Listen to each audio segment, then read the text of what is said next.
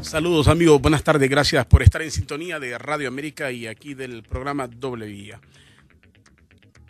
Qué feo lo que pasó en la universidad. Creo que es aquí donde no se mide cuando una acción puede generar más anticuerpos. Hay veces que la gente no lo medita, o si lo medita le importa muy poco y lo que quiere demostrar es fuerza. Eso de soldar los portones de una facultad no le abona en nada a la organización del MEU, no le abona, si son ellos los que lo hicieron, no les abona en nada, porque el Congreso de la República está discutiendo, hay comisiones en el Congreso, está una comisión que se supone está orientada a resolver este conflicto de la universidad, están dialogando con todos los sectores, entonces no puede usted dar muestras de intolerancia de ninguna parte, usted le da la razón a cualquiera en este caso. Se la tendría que dar, ¿por qué? Porque en el marco de una negociación no pueden aparecer acciones de este tipo. Siempre he pensado que aquí hagan lo que hagan, va a ser difícil que resuelvan ese conflicto. Va más allá de si es la rectora o no. Ahí siempre pueden haber trasfondos de lo que quiera. La universidad también tiene su ingrediente histórico, político. Y siempre va a ser un cuartel en algún momento para determinadas acciones. Pues repetimos, si hay un diálogo en este momento, si el Congreso de la República tiene comisiones dialogando con estudiantes, con docentes, con la rectoría, con todos los sectores involucrados, hasta con padres dicen que van a dialogar, entonces, ¿por qué seguir con acciones? Hay que dar un compás de espera para que se note dónde estaba la falla, para que quede en evidencia. Pero repetimos, ir y llegar a un extremo de soldar los portones de una facultad no le abonen nada a nadie. Es más, lo ponen en evidencia. Y esta acción ya es algo que no se debe de tolerar. O sea, hay un límite para todo. En la protesta hay un límite. Ese límite usted no lo debe de traspasar. Hay una línea en todas las actividades de la vida. Hay una línea que usted no debe de traspasar. Y aquí no se puede traspasar esa. Porque usted no es gobierno, usted no es nada, o sea, uno tiene que actuar en base al respeto a los demás. Y repetimos, si se están sentando, obligados o como sea, se supone que el Congreso está actuando en base a una iniciativa ciudadana. Y que en base a todo lo que puedan dialogar, se va a tomar algún tipo de decisiones. Hay que esperar. Todas las partes tienen que dar muestras de que verdaderamente quieren resolver el problema. Pero desde mi punto de vista estoy convencido que una acción como esa solo demuestra intolerancia y solo demuestra que no va a haber, ya pueden traer al Papa, puede venir el presidente Trump y puede venir Putin y pueden venir todos los que quieran y aquí no van a resolver ningún conflicto en la universidad. Porque va más allá. Siempre he estado convencido que ese conflicto de la universidad trasciende lo académico. Es más, lo académico podría ser lo menor. Estoy convencido que lo académico podría ser lo menor. Claro, no soy dueño de la verdad, ese es un criterio personal. Puedo estar muy equivocado, puedo estar muy errado, pero en mi criterio eso trasciende lo académico. Ahí hay cosas de fondo. También, ayer quería comentar, lo hice hoy en la mañana, se me fue por alto ayer, algo que pasó en el Congreso Nacional. Este es otro tema, obviamente. Un diputado que fue futbolista, de los muchos que llegaron gracias al fútbol, no por otra cosa, pero gracias al fútbol, como en el país aquí así es, ¿verdad? Meta 2 goles de ustedes y después de meter 2 goles o atajar un penalti, a usted le da hasta condiciones para ser presidente y lo que quiera, ¿va? Aquí no es lo que estudie, sino es lo que le dé fama, es lo que lo puede hacer a usted candidato y hasta presidente en un país como Honduras. Pues el señor Cristian Santamaría, diputado al Congreso, yo no le he conocido gran acción, ¿va? Puede tenerla, estoy diciendo que yo no le conozco, pero puede tener algunas participaciones que desconozco, pero introdujo ahí una sugerencia en el Congreso de quitar lista negra, lo que dice lista negra o la blanca, asociándolo, decía cuestión cultural, asociándolo a situaciones de racismo o de que se iba a ofender a alguien en particular. ¿Cómo es posible que un diputado no medite que no puede venir a introducir en un país tan polarizado como Honduras, usted no puede venir a sumar aspectos de raza. Está viendo los conflictos que están en los Estados Unidos, en otras partes. Esos grupos, y los vamos a meter en Honduras, nos vamos a meter en eso. Por supuesto que hay grupos paranoicos en Honduras que creen que los persiguen, que se sienten en esto, hay vividores y tienen de todo, ¿va? Hay gente que hace grupos de protesta solo para que lo tomen en cuenta, para que lo escuchen, para que lo metan en algo. Y eso ha existido históricamente. Hay gente que solo así puede vivir, o que le sirve para formar una ONG. Eso es evidente, eso es claro en Honduras. Pues no hay que introducir esos elementos. Ahora, cuando el señor Cristian Santamaría vino a hablar de eso de la lista negra, que hay que evitar ese término, el presidente del Congreso salió con un ejemplo que realmente deja fuera de base a cualquiera. Creo que utilizó el mejor de los ejemplos del presidente del Congreso y estuvo correctísimo que lo hiciera. Ya les vamos a presentar parte de ese audio para quienes no lo escucharon o que lo pasó desapercibido, que son cosas que deberíamos de sacar, que en los medios no se deberían de ir. ¿Saben para qué? Para que no metamos la idiotez en el país, para que no metamos más división en Honduras. Pues yo recuerdo un dirigente garífuna, el señor Celio Álvarez Casildo, que en cierta ocasión estábamos con el compañero Morán y estábamos platicando con el señor Casildo en el aeropuerto. Yo no sé qué estamos hablando y terminamos hablando de que a donde se denigra a las personas, y cuando utilicé ese término me dice: vos sos un racista, y comienza a atacarme. El señor Casildo, sos un racista. Y le digo: ¿de qué habla, señor? Ni sabía de qué estaba hablando. Vos sos un racista, estás diciendo denigrar viene de negro. Y le digo: por favor, señor, eso nunca me puse a pensar en eso, ¿no? Esa es una palabra que se ha utilizado por tiempo, por años, todo el mundo la utiliza, ¿no? Todo el mundo, y sin pensarlo. Bueno, usted tiene un prejuicio, le digo, usted tiene un prejuicio, o sea, usted cree que lo persiguen.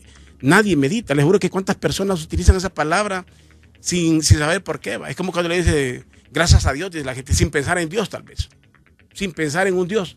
La gente dice gracias a Dios sin siquiera pensar en Dios, ¿va? Lo dicen como ya una muletilla, algo que ya está en la mente de las personas, ¿va? ¿Qué tal está? Es típico que usted vaya a un velorio. Es típico que usted vaya a un velorio y que no haya que decir, ¿va? Y que de repente decirle a una persona cómo estaba. Y preguntarle a una persona en un velorio cómo está. Si es la familia doliente, es obvio que está mal, pues. La pregunta es ilógica.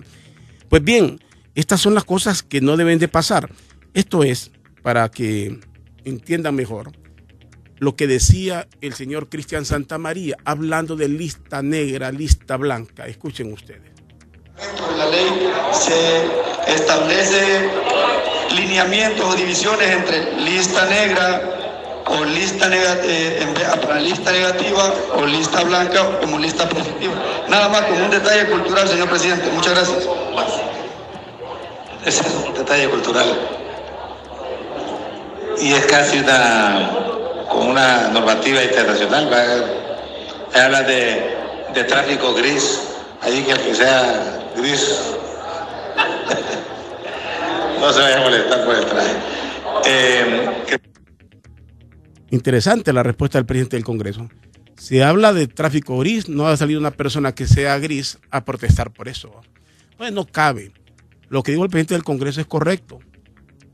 Son cosas internacionales que vienen ahí, la lista negra, la lista blanca. No tiene nada que ver. Y las personas que utilizan esos términos no están pensando en eso.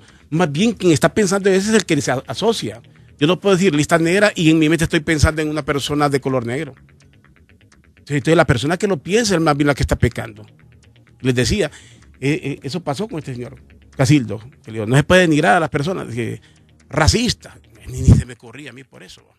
Entonces el presidente del Congreso le dice correctamente al señor Cristian Santamaría, lista negra, lista blanca, tráfico gris. Va a venir una persona gris a protestar. No caben. Hay que meditar un poquito más. Y digo, hay que meditar porque no podemos seguir sumando en el país cosas que nos dividan. Sería lo último que entráramos aquí en cuestiones racistas como están viviendo en los Estados Unidos. Que sirva para meditar para algunos diputados que a veces o no hayan que decir o se les ocurre y no meditan exactamente lo que dicen.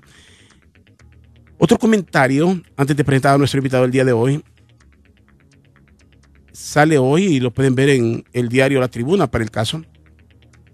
la señora Gabriela Núñez estaría siendo incluida en la fórmula de designados presidenciales en el Partido Liberal. Y ahí aparece por lo menos así lo estaba leyendo en el diario La Tribuna, y decían que en las próximas horas puede salir uno de los que ya son candidatos. ¿Se acuerdan ustedes cómo le llovió aquí al Partido Nacional y al señor Ricardo Álvarez? ¿Por qué? Porque lo metieron. Entonces, aquel fue malo, y como aquel fue malo, hay que hacer lo malo también. Hay que seguir lo malo. ¿Dónde está el respeto a los que ya están? Y dejan un mensaje muy claro: si esto es real, a menos que sea una especulación y no sea así. La señora Gabriela Núñez dijo que se retiraba por este periodo, porque no logró que la metieran como candidata a diputada. Entonces, si va a participar, si la meten como designada, aún y cuando van a sacar a alguien. ¿Cuál es el mensaje? Trabajo si me meten, me das y te doy. Así es, dando y dando. Así es la política en Honduras, dando y dando. O sea, esa cuestión de que por amor al partido, por la unidad, mire, aquí hacen renunciar a personas y las obligan todavía a decir que renuncian con alegría. ¿Desde cuándo una persona que está aspirando a ser designado, quiere ser diputado, renuncia con alegría? Por favor, vayan a buscar tontos, yo no sé dónde. ¿Dónde una persona que se mete a buscar una candidatura a diputado, que va de designado presidencial, va a renunciar con alegría y va a venir con ese cuento medieval que nadie se lo cree, que por la unidad del partido? Mentiras. Así de sencillo, es mentira. Eso es porque se lo obligan. No quieren a sus partidos políticos, esa es la realidad. Hay viejas estructuras que no quieren a sus partidos, y que si ellos no están involucrados, pues no les importa si su partido gana o no. Les interesa que su partido gane si los meten, si van dentro. Si ellos no van dentro, entonces que gane cualquiera. Así son la gente de muchos partidos. Si voy yo, sí. Si no me meten, si no me dan esto, entonces no, que gane cualquiera. Y es más, ni voy a trabajar. Y comienza un montón cuando ustedes miran los comentarios, comienza un montón de gente que se nota que son activistas de los irracionales, ¿va? Qué gran lideresa, que esto si fuera la grande lideresa, si fueran la gente que marca, ¿por qué no ganaron la candidatura? Hay que ser buen perdedor y buen ganador. En la vida se gana y se pierde. Hay tiempo para llorar, hay tiempo para reír. Cuando le toque llorar, llore. Aguántese. Rico es reírse. Rico es estar alegre. Pero hay un momento en la vida que usted va a estar triste. Hay un momento en que usted va a llorar y acéptelo. Así es la vida. Hay días que hay que perder y va a perder. Hay que saber ganar y hay que saber perder. Y si usted quiere a su instituto político o si usted quiere a su país, lo va a defender en todo momento. Su país va a ser primero. No hay que confundir una cosa con la otra. Pero en política, ahí dejan claros los mensajes. Si me das, participo, y no me das, no me das. Qué pena, qué pena. Así son los políticos en Honduras. Bueno, hoy he invitado al doctor Ernesto Paz Aguilar. Muchas veces hemos dialogado. Él es un analista de la realidad nacional. Me interesa para que reflexionemos un poco, entre otros temas. Se cumplen 4 años de la policía militar en Honduras. Todos recuerdan cómo llegó la policía militar, los pro y los contra. El intento fracasado de llevarlo a un rango constitucional. La única vez que la oposición habló un mismo idioma y dijeron no. Muchos querían el rango constitucional para la policía, y si les cuento, yo particularmente estaba a favor. Siempre pensé en aquel momento que si no había nadie ante las fallas de la policía, alguien tenía que dar seguridad. Y antes de traer gente de afuera, no es posible, alguien tiene que dar la seguridad. Pensé que era lo bueno. Es tiempo de meditar si aquello fue bueno o fue malo. El doctor Ernesto Paz Aguilar tiene una particularidad, es un hombre con un pensamiento muy liberal en el sentido amplio de la palabra. También, si puedo decir, está involucrado en las Fuerzas Armadas en el sentido de ser catedrático de la Universidad de la Defensa. Correcto. Entonces él está muy ligado, así que no es la persona contaminada que va a hablar en contra del militar porque no los quiere, porque hay gente que habla en contra de la policía militar sencillamente porque tiene prejuicio contra los militares, y eso no puede ser. Es el análisis correcto si esto funciona o no, entre otras cosas. Doctor, gracias por acompañarme aquí en Doble Vía. Muy buenas tardes, Rodolfo. Muchísimas gracias por la invitación para hablar este día del tema de la policía militar. Mire, en efecto, la policía militar ya tiene 4 años y podría decirse que la policía militar surge en un momento en que el Estado hondureño ha profundizado su carácter degradado. Degradado, usted sabe de que el Estado degradado es la antesala del Estado fallido. Y naturalmente que frente a una crisis de esa envergadura, el Estado, los que dirigen el Estado, tienen que tomar decisiones que se salen del marco de lo normal, de lo cotidiano, de lo tradicional.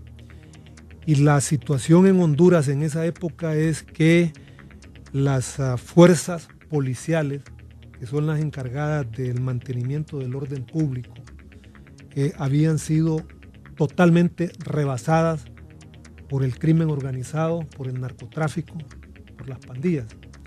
Entonces, cuando un Estado se enfrenta a una amenaza de esa naturaleza, echa mano de todos los recursos. Y las fuerzas militares son parte de los recursos que tiene un Estado. Entonces, en el enfoque tradicional, los militares únicamente tienen como misiones garantizar la integridad territorial del Estado, de la nación, defender, el ejército sirve para defender la nación frente a los ejércitos de otros estados en caso de agresión, digamos en tiempos de paz, y actúan como mecanismos de disuasión. Pero en este caso, ya cuando usted involucra a los militares en el mantenimiento del orden público, es un mensaje muy claro de que el Estado se encuentra en una crisis profunda y muy grave.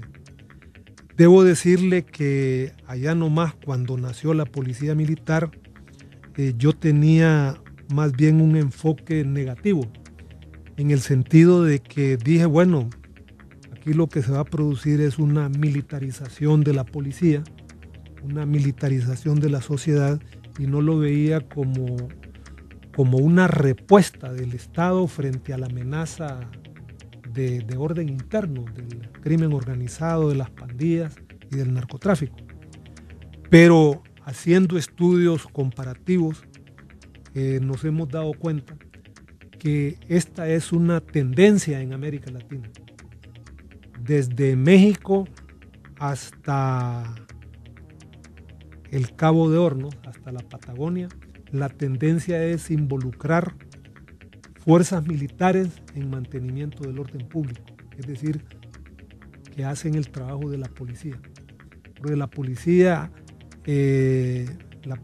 en unos casos fue desarticulada, fue infiltrada, se convirtió de una u otra manera en una institución carcomida por la corrupción y por la impunidad. Y entonces esa fue la respuesta del Estado.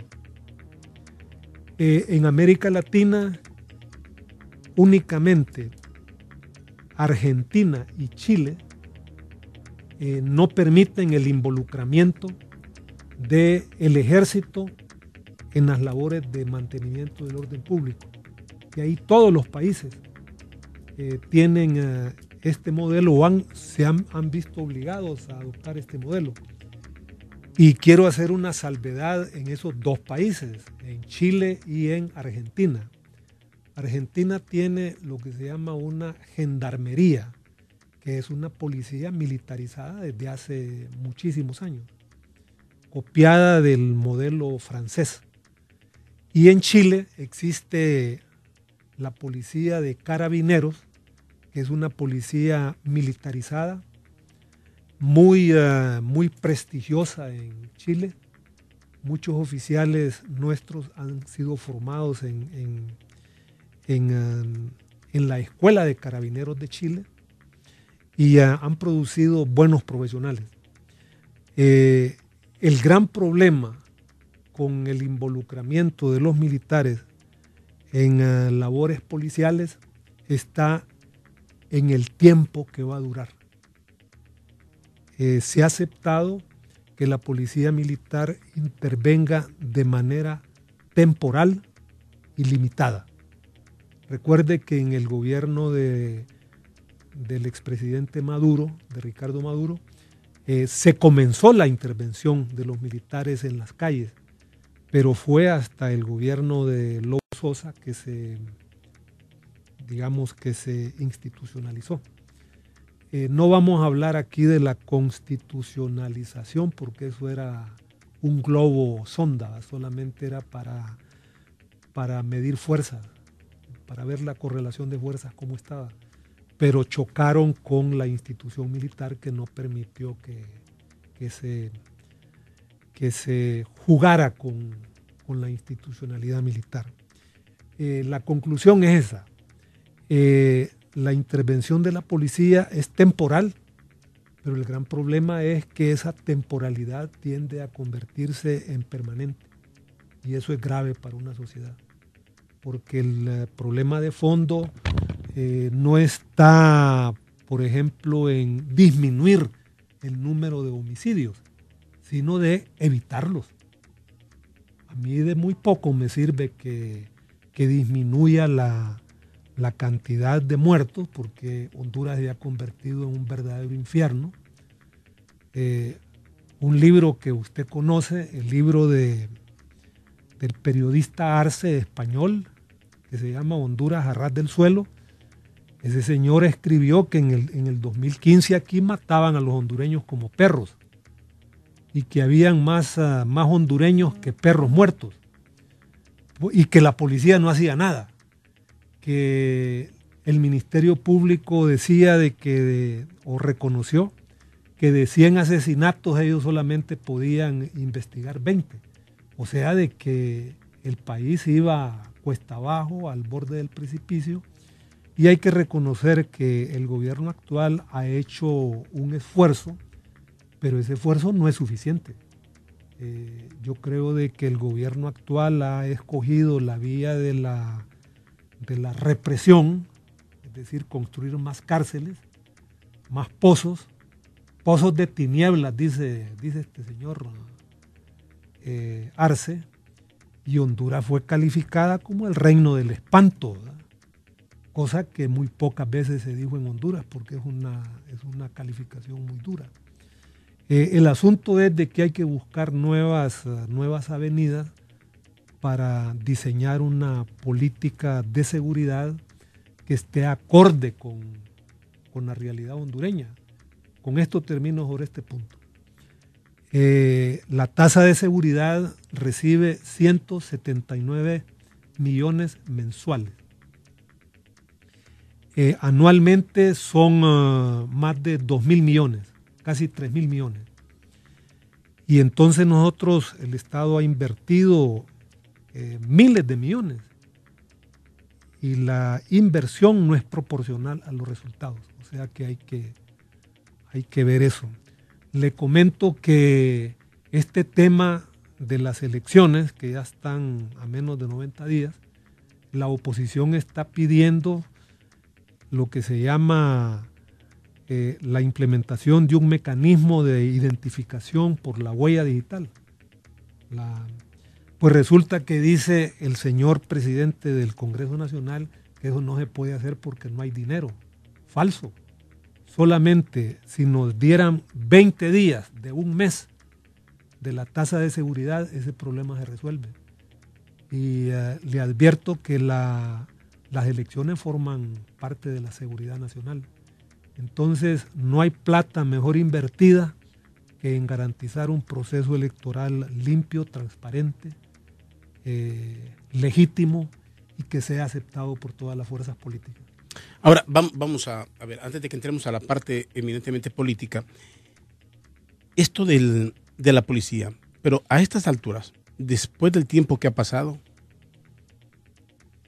usted dice, incluso hace la comparación con la tasa de seguridad, lo que se recauda y no cuadra los resultados con los recaudados, o sea, todavía no convence, pero la policía militar en sí llenó el vacío o no lo llenó. Son 4 años, no estamos hablando de un año, estamos hablando de 4 años que está cumpliendo la policía. Para ver resultados efectivos en políticas de seguridad existe el término medio de evaluación, son 5 años. El término intermedio son 10 años. O sea, de que eso comenzó, creo que en el 2014, 2015. Nosotros vamos a tener una idea de los resultados efectivos en el 2024. Pero en la evaluación intermedia, porque esta es una política pública, no solamente estamos hablando de policía militar, estamos hablando de procesos de depuración de la institución policial, que también es un proceso que está en curso. Y bueno, es que peor no podía estar. Usted sabe de que policías o oficiales de policía o personas pertenecientes a la policía están acusados de matar a otros altos funcionarios del Estado. Estamos hablando del zar antidrogas, del general González Irías. Estamos hablando de Alfredo Landaverde, que era nada menos que el zar antidrogas y la gente más calificada en el combate al crimen organizado, y resulta que la misma institución policial estaba involucrada o está involucrada. Y lo que están presos son los autores materiales. Pero gracias a la denuncia que hizo un periódico norteamericano, pues se ha retomado este tema. Y luego, pues, recuerde de que el combate a la droga, al combate al narcotráfico a nivel internacional, se ha acreditado más a la DEA, a la policía de un estado extranjero, que a la nuestra. Porque la nuestra no era la solución, sino que era parte del problema. Y tan es así es que están extraditando oficiales de la policía. Pero yo pienso de que lo que tenemos que analizar es que por lo menos se tomó una decisión. Porque recuerde de que las avionetas aquí en Honduras aterrizaban con el narcotráfico, y el mismo Óscar Álvarez en una ocasión dijo de que en ese gobierno los policías le daban tráfico a las avionetas. Eso fue declarado por el ministro de Seguridad. Sí. Y parece ser que por eso lo purgaron. Pero también, fíjese que sin hacer chanconeta de esto, ¿verdad? Pero Honduras es el único país del mundo donde aterrizaron unas avionetas allá por Lloro, en una carretera, y mataron a unos niños que iban en bicicletas. Eso está en un libro de récord, para ver el involucramiento y la gravedad del narcotráfico en nuestro país.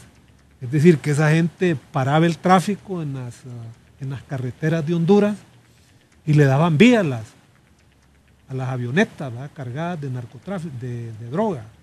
Y además mataron gente en una aldea que se llama El Ocotal, ahí en Lloro, departamento de Lloro. Eso está documentado, ¿verdad? Y fue tratado por los medios de comunicación. Ahora, le pregunto, en aquel momento, por cierto, si escuchan algo de fondo, es que fuerte tormenta está cayendo. Aquí estamos escuchando. Fuerte tormenta comenzó ya en Tegucigalpa. Digo, para los que no viven en Tegucigalpa, o por lo menos en este sector donde estamos, es fuerte la tormenta en este momento. Doctor, en aquel momento de la creación y cuando se discutía el rango constitucional de la policía militar, políticamente se decía, esto no es más que la guardia pretoriana del presidente de la República. ¿Se justifica hoy aquellos calificativos o quedaron descartados con el tiempo? No, yo creo que sí, y había un temor porque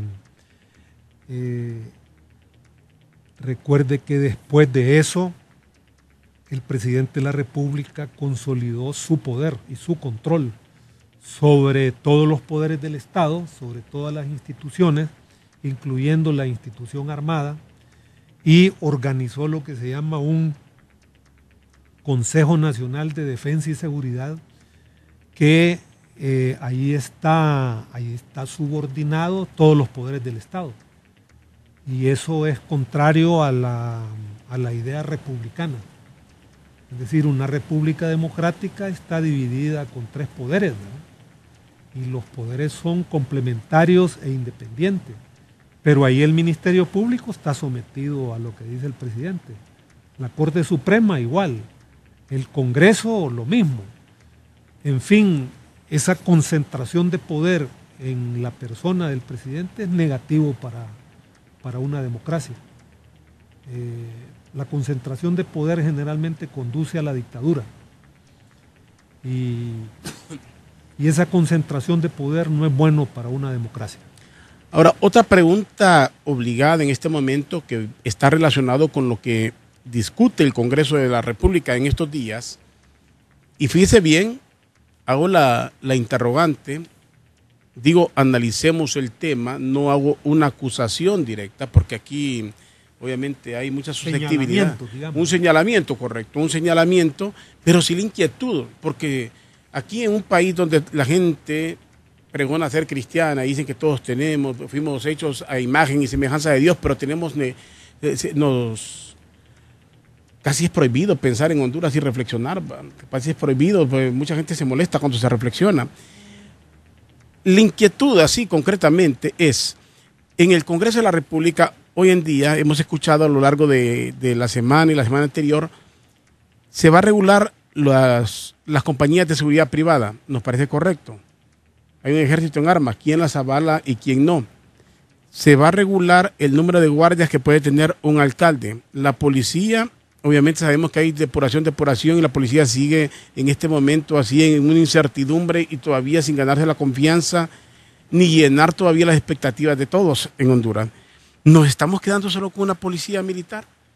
El camino será que nadie puede estar, ni compañías de seguridad privadas que deberían de existir, porque hay que entender, cuando surgen compañías de seguridad y donde todo el mundo está pagando es por la inseguridad. Correcto. Hubo un tiempo en que nadie pensaba en pagar un vigilante, hasta por ahorro, nadie pagaba un vigilante. Hoy todo el mundo paga un vigilante, hoy paga porque le vigilen la cuadra. Estamos obligados a pagar vigilancia en Honduras y a hacer de nuestras casas una jaula. Estamos obligados a hacer eso. Pero la tendencia entonces es a limitar y que solo quede la policía militar, o eso es una apariencia, un espejismo no real. ¿Cómo? No, yo creo que van a coexistir las dos instituciones por mucho tiempo.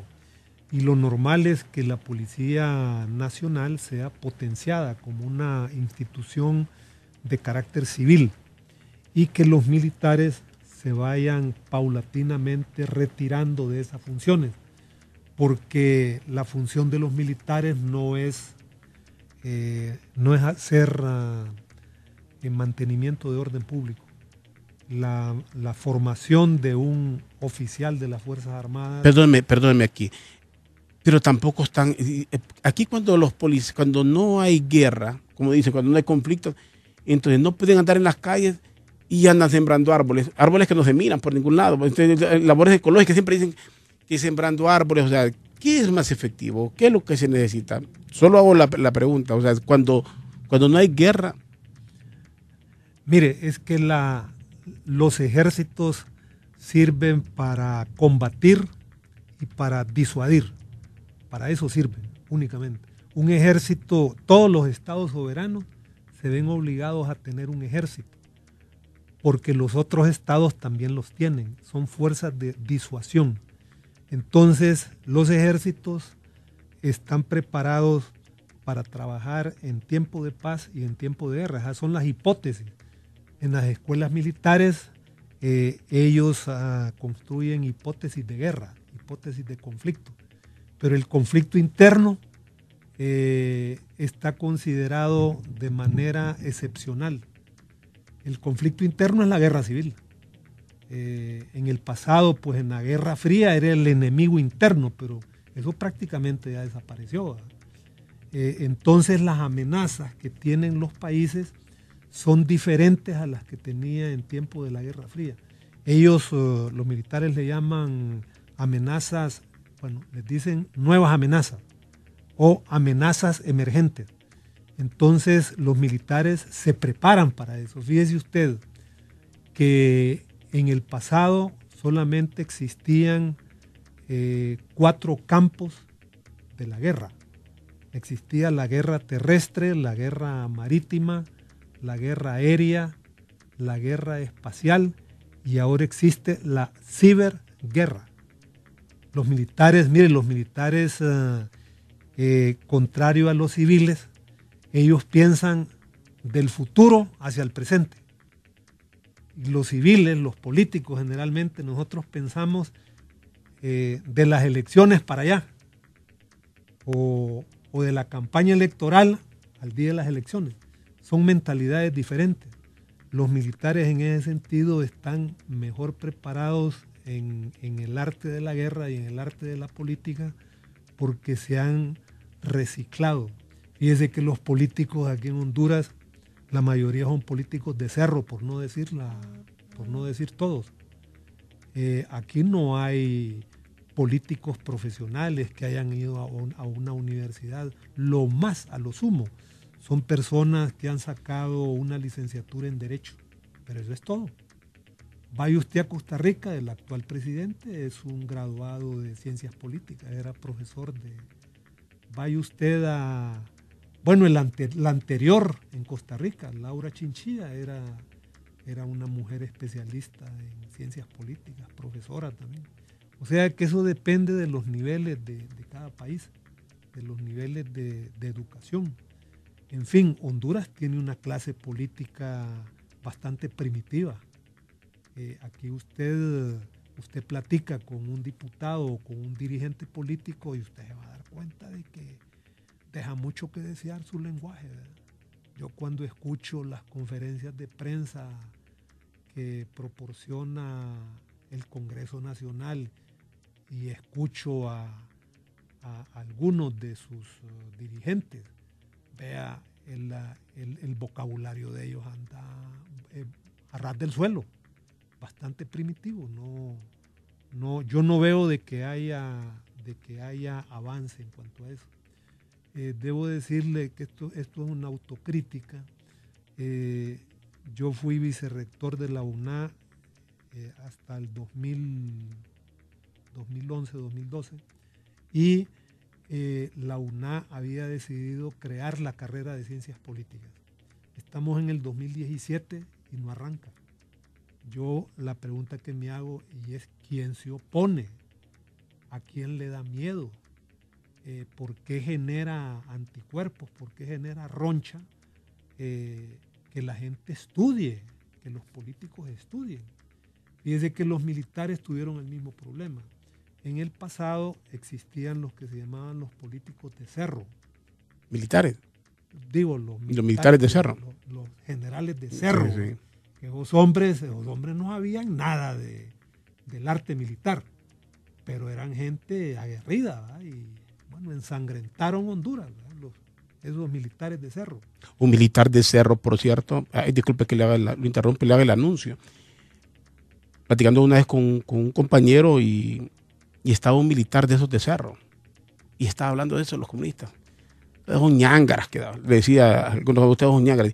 Mire, es que yo los conozco, no son estudiosos. Antes, el Internacional Comunista tenía toda la razón, preparaban gente. Pero ahora, ¿qué hay? Un montón de que se las tiran de ecologistas, otros que se las tiran, otros militares, otros que las tiran de izquierdistas de camiseta del Che Guevara, otros que cantan en las peñas. Ustedes son de los que cantan en las peñas. Sí, mire, y tenía razón, o sea, hay quien cree que es revolucionario porque canta en una peña una canción revolucionaria y ahí llegó su revolución. Así es. Y mire, entonces los militares lograron superar eso, ¿verdad? Ellos primero abrieron su escuela militar General Francisco Morazán, ahora es academia. Entonces esos muchachos salen graduados, ya tienen un grado universitario. Ahora las Fuerzas Armadas tiene una universidad de la defensa. Ahora para ascender a... ¿De la defensa de qué? De la defensa de ellos. Ellos hacen la diferencia entre defensa y seguridad. Pero lo que le quiero decir es de que fíjese que ahora para ascender de mayor a teniente coronel, usted tiene que tener una maestría. Y si usted no da el ancho, no pasa al grado inmediato superior. Se quedan ahí de mayores. Entonces ahí las pruebas son académicas, son pruebas físicas. Bueno, ellos tienen un escalafón y ahora resulta de que usted tiene en las Fuerzas Armadas gente de altísimo nivel. ¿Y de qué sirve ser militar? Sigue siendo obediente y no deliberante. No, ¿De qué sirve? Que si el militar se va a preparar, pero no tiene derecho a pensar y no deliberar. Y le pregunto esto, en materia cuando la Constitución dice que si tienen que defender o no la institucionalidad del país, yo creo que una opinión a estas alturas, en el siglo que estamos, ya no tenemos que tener la mentalidad ya tan retrógrada, pues congelada en el tiempo. Ya debería de existir opiniones, así como hay de la iglesia, deberían de existir opiniones y todos vivimos en el país. Digamos. Le diré de que los militares hoy en día tienen más poder que hace 10 años. Y tienen más poder por la incapacidad de los civiles. Los civiles... Pero no se ve ese poder, o dónde está, o dónde lo ejerce. ¿Sí? Si usted analiza la estructura del Estado después del golpe, ¿verdad? El poder que tienen los militares es enorme. Y lo tienen porque los civiles han sido incapaces de manejar sus conflictos. Fíjese que yo participé en ese gobierno, en el gobierno del doctor Reina, que es un gobierno que pasó a la historia porque comenzó un proceso de desmilitarización de la sociedad y del Estado. Los militares se retiraron de las áreas de la administración pública. Bueno, después del golpe han regresado. Que lo culparon a aquel gobierno, por cierto, que desapareció el servicio militar y que a raíz de eso, algunos justifican es cuando se viene a incrementar la delincuencia, las maras, la vagancia, porque antes le tenía miedo a los militares y después del gobierno del doctor Reina que eliminaron el servicio militar, son algunas de las tesis. No estoy el gobierno del doctor Reina estuvo hace, ¿cuánto? 20 y pico de años y en tiempo de Reina había seguridad y ahora esto es un infierno. Yo veo todos los días que hay ensabanados, decapitados, muertos. Sí, eso es cierto. Es decir, es un error echarle la culpa a otros. No, es decir, yo pienso que como sociedad nosotros tenemos que asumir que así como hay aciertos, hay errores. Y precisamente un país avanza cuando tiene una clase política con capacidad para reconocer errores. Miren los japoneses. Los japoneses tuvieron que hacer las paces con un enemigo que les lanzó una bomba atómica. Mire Alemania. Alemania tuvo que condenar toda la barbarie de Hitler contra los judíos. Y los alemanes se avergüenzan de Hitler. Pero vea en Estados Unidos ahora, salen los supremacistas blancos, fascistas. Ahí están. ¿Verdad? Entonces las sociedades tienen que enfrentarse con sus propios demonios y combatirlos con armas eficaces. Yo digo de que yo no soy una persona antimilitarista, tal vez lo fui en el pasado, ¿verdad? Por razones ideológicas, cuando estábamos muchachos, porque había mucha represión, pero aún así, le cuento, yo soy un hombre mayor ya. Los militares hondureños, cuando nosotros éramos estudiantes, fíjese que se podía hablar con ellos, y por algo Honduras no entró en la vorágine de la guerra civil, porque los militares de la época, los gobiernos militares de la época hicieron algunas reformas y no fueron tan represivos como las dictaduras de los países vecinos. Eso se arruinó cuando entró la gente de la Guerra Fría, del general Álvarez, de la APRO y toda esa época de los años 80. Pero el ejército antes de esa época tuvo una hoja de servicios comparada con la de Centroamérica, yo diría aceptable. No eran dictaduras, sino que dictaduras blandas. Bueno, fíjese que aquí nunca le dimos dictadura militar al gobierno de Melgar o al gobierno de López Arellano o al del mismo Paz García, que le decíamos gobiernos de facto. De facto. Pero dictadura, tal vez los grupos de la ultraizquierda, pero habían canales de comunicación con los militares. Eso se perdió con la Guerra Fría, ya cuando nos involucraron en la guerra centroamericana. Ahora, cuando usted me dice que hoy los militares tienen más poder, vaya a ver quién controla la Marina Mercante. Muy bien, pero son indiferentes, quiero llegar a esto. Tienen un poder y es un poder cómodo, indiferente a lo que pase o no pueda pasar en los política, juegos políticos ¿sí? de los civiles. Mire, ellos mantienen. Les da igual, les sobra lo que pasa. No. es que le diré de que las instituciones militares normalmente siempre salen ganando, siempre y cuando no se sumen a una dictadura. Ve el caso de Venezuela.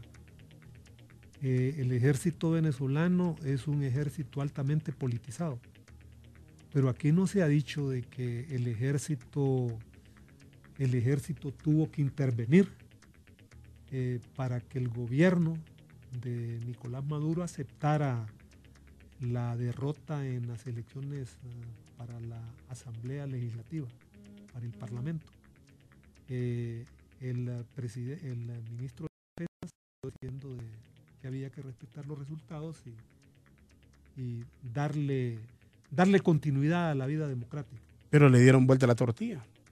Bueno, ahora, le dieron vuelta y bueno, ahora usted puede fijarse que todavía ese tema de Venezuela está en el aire. No sabemos qué es lo que va a ocurrir. Sí, yo pienso de que la salida es una elección, las elecciones, y que el pueblo decida.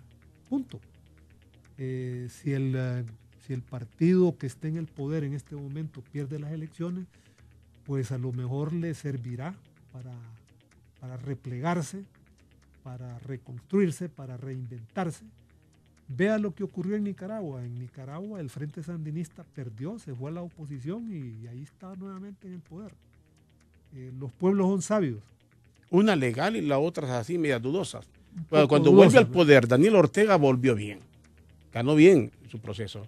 No, pues sí. Pero después ya hubo maniobra en eso. Además, recuerde de que el Frente Sandinista para mí representa con bastante fidelidad lo que es la izquierda latinoamericana. El Frente Sandinista era una organización político-militar que luchó con las armas en la mano para conquistar el poder. Lo hicieron. Luego ellos se reconvirtieron en un partido político y se fueron a las elecciones, perdieron varias elecciones y ahora han regresado. Pero ya esa izquierda del sandinismo es diferente a la de los años 80, 90. Es diferente.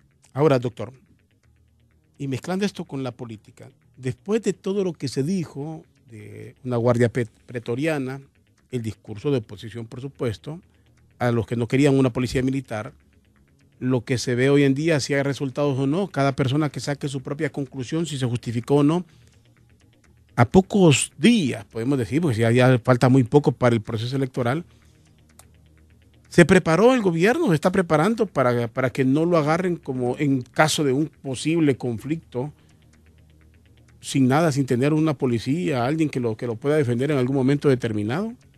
¿O no? ¿Le serviría el ejército para eso? ¿O no le serviría? ¿O no? Fíjese que no le entendí su pregunta. Vuélvamela a repetir. Si la policía militar finalmente la prepararon para defender el gobierno en caso de algún conflicto político en el futuro. No, yo no creo, fíjese. ¿No? No creo y ojalá de que no lleguemos a esos extremos. Yo soy miembro de un partido de la oposición, el Libre, y estamos involucrados en eso. Nosotros lo que pedimos y exigimos son elecciones libres, honestas, transparentes. ¿Creen eso a estas alturas que se van a dar? ¿Está convencido a estos días? Mire, eso hay que pelearlo y nosotros lo estamos peleando. Nosotros creemos que el actual proceso electoral es un proceso deslegitimado y cuestionado. Entonces, para legitimar y para que ese proceso electoral sea aceptado por todas las fuerzas políticas, deben darse por lo menos 4 condiciones. Y estamos luchando para que esas 4 condiciones sean una realidad. Estamos hablando de que la alianza de partidos de la oposición, estamos exigiendo el cumplimiento del Acuerdo de Cartagena, que sea ratificado que en la reforma constitucional para que el Libre tenga su representante en los organismos electorales. Número 2, estamos peleando también por el tema de la huella, de la huella dactilar. Estamos peleando para que las credenciales de los representantes en las mesas electorales receptoras lleven nombre y apellido. ¿Para qué? Para evitar el tráfico de credenciales. Perdón, en el 2013 hubo, usted sabe, un tráfico descomunal, ¿verdad? Y eso mismo no lo dijo el presidente en algún momento determinado. El presidente pedía, Juan Orlando, de que llevaran las credenciales, nombre y apellido. Pues coincidimos y estamos esperando. ¿Hubo quién, perdón, en la cultura de la sospecha en Honduras? Decían lo que quieren es identificar quién es para irlo a buscar y comprarlo. Decían algunos, obviamente. Así es, pero mire, cuando la gente dice, cuando algunas fuerzas políticas dicen, no, es que si ponen los nombres y apellidos, los pueden ir a comprar, que los pueden ir a intimidar, que los pueden matar, Óigame, si es que todos esos riesgos los corremos todos los días. El hondureño está pero sometido. No se facilita, bueno, solo déjeme decir esto. Pero yo le puedo decir, y mire, si han comprado diputados, ¿por qué no van y no compraron representantes en las mesas también? Bueno, esa es la denuncia permanente en Honduras. Puedo demostrar con cifras que ese escándalo se produjo en el 2013. Bueno, y en base a eso, solo déjeme decir esto, me envía un tweet, una copia de un tweet del ingeniero Luis Zelaya, que es el candidato del Partido Liberal, donde aclara: mis designados presidenciales que me acompañan en la papeleta del 2611, María Alicia Villela, Yadira Bendaña y José Antonio Fernández. Aquí está descartando cualquier cosa o cualquier especulación, porque eso apareció hoy publicado en un diario de que la señora Gabriela Núñez iban a sacar a alguno de estos para meterla, pero en este tuit está dejando en claro el ingeniero Luis Zelaya que él mantiene su fórmula. Bueno, es que da la impresión que el ingeniero Luis Zelaya es un hombre que tiene carácter, ¿verdad? Y tiene que tenerlo, alguien tiene que tener un carácter. Así es, porque, mire, desafortunadamente en nuestros partidos políticos siempre existen líderes fácticos o liderazgos fácticos. El que controla el central ejecutivo no es el que controla a los diputados, a la bancada de un partido. No es el que controla a los alcaldes. De manera de que la realidad de los poderes, del poder al interior de los partidos políticos es bien complejo. No es como en otros lados. Mire, yo recuerdo que en el pasado el que ganaba las elecciones internas en un partido tenía el control del partido, de los diputados y de los alcaldes. Ahí nadie se le salía de la línea. Ahora tiene que contemplar a los resentidos. No, mire, este fenómeno del transfugismo, de la traición, de esos diputados que cambian de partido, de gente que se le da vuelta a su propio partido, bueno, que terminan destruyendo los partidos. Eso es negativo para una democracia. Ahora estoy obligado a preguntarle, doctor, ¿usted era liberal? Exactamente. Y yo no niego mi liberalismo. Pero no milita en el Partido Liberal en este momento. No. Yo me considero un liberal. Creo que voy a morir siendo un hombre de ideología liberal. Pero no del Partido Liberal. No. Yo soy un liberal en libre, porque la mayoría de la gente que esté en libre venimos del Partido Liberal, tenemos una práctica liberal. Afortunadamente desde la edad temprana, cuando yo milité en el Partido Liberal, siempre nos identificamos con las corrientes que considerábamos más progresistas del Partido Liberal, cosa que nos ha permitido sobrevivir políticamente, porque seguramente si nos hubiéramos quedado en otros, ya estuviéramos fuera del combate político. Y si bien es cierto, su servidor no aspira a cargos de elección popular, pero yo la política la tengo en el ADN, ¿verdad? Ahora, pero lo menos que sí pondera la candidata, por lo menos el accionar del señor Luis Zelaya. No es que uno tiene que ser lo más objetivo. Vea, yo cuando hago un análisis de la actual coyuntura electoral, yo les digo, ahí lo que hay son 3 ejércitos, ¿verdad?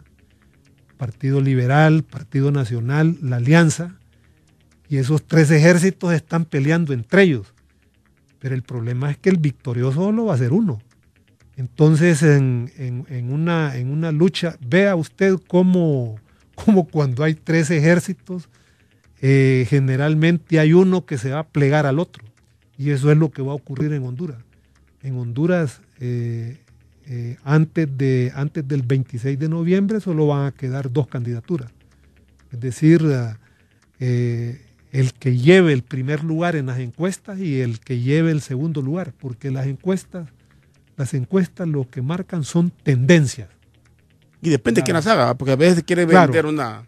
Claro, tienen que ser encuestas hechas por profesionales, no por mercenarios, ¿verdad? Sí. Porque, ¿y qué es lo que más abunda? Pareciera que es lo que más abunda. Y entonces, pero mire, aquí todos los conocemos, ¿verdad? Nosotros sabemos cuáles son las empresas encuestadoras serias, porque se juegan un prestigio y un nombre, y los mercenarios, ¿verdad? Que los hay. Pero eso depende del pueblo para que pueda valorar. De manera de que yo sigo pensando de que la moneda está en el aire. Yo no creo de que ningún candidato actual tiene la seguridad en un 100% de que él va a ganar. Sí. Y cuando usted sale por el país, a cualquier pueblo que vaya, y que usted aproveche, donde no lo identifiquen, hablar con la gente, usted nota, y dice, yo no sé de dónde cantan victoria tantos. Bueno, lo que sí le puedo decir es de que la mayoría de la gente está en contra del gobierno.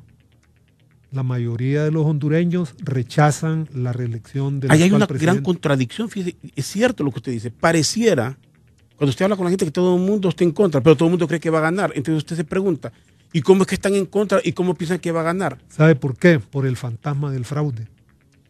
Por el fantasma del fraude, que por cierto esa es la tarea, ¿verdad? Derrotar al fraude. Mire, si se derrota el fraude, yo estoy seguro de que una justificación. Han comenzado a decir que eso es una justificación. No. Un hecho de curarse en salud, que comenzar a hablar de un fraude. Yo le puedo enumerar así, en línea, que el problema del fraude se genera por el fracaso de las reformas electorales. Las reformas electorales no se hicieron porque esas reformas electorales fracasaron porque forma parte del fracaso total del actual gobierno. Y si no se hizo reforma electoral, la gente dice lo que hay ahí es un fraude. Un fraude que ha sido, usted sabe, hubo una imposición de la reelección que es ilegítima, ilegal, ilegítima e inmoral por parte de una Corte Suprema que es también ilegítima e ilegal. Estamos hablando del anterior, ¿verdad? Bueno, luego han incumplido los acuerdos.